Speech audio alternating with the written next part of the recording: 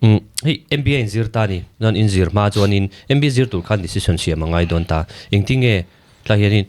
repolo in ring thola tin in soidu nang chi ni solo in rol pop la poilawa. Engting e decision in siam MBA zir tur hian. Chuan in MBA zir chuan in thil thui takin ngai tu to kharinga MBA khawa zir ngot kha ni bi karing lo engting e MBA hi in zir chan engting e khalai career kha in nang ma bi kha. Cái BBA kalamasa BBA zir turhian cái ngay to ve fe ni chu achan chu in khel lam bang hi ka ti ve na sa chena ka te lai tang to in football le basketball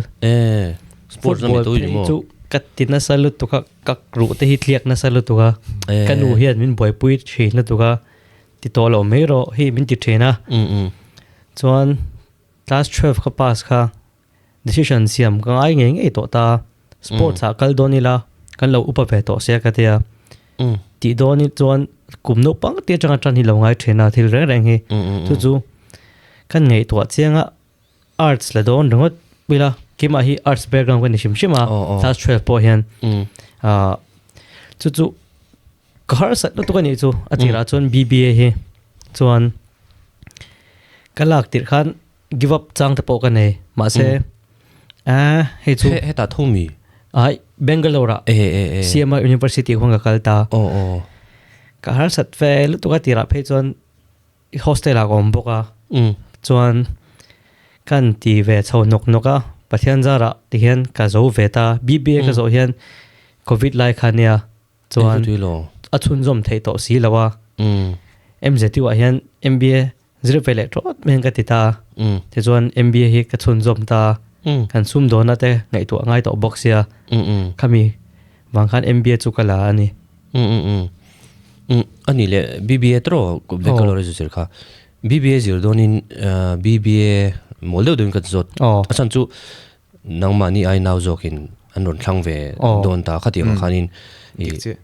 zo ka zot na kha moldo doin ka atin ka shelo shim shim ba ke ma khanin akalai na ni ve lawa BBA kha izir don khan email shet torim shim mel shet lo arts background chang pe chon har lut to ko mo chu engi tuition te kala kat kalu ma hian tuition te ka kala mo chol lai khane economics ale accounting ate tuition te kala a ma se khati chung khan thlani thuma thiam the ni lo mi in akum ni chung ten zira kha kha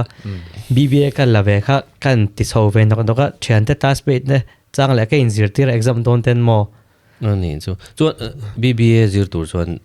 inu le pa ten an thuron wange tinge hai min thak sak lo ke man ka thang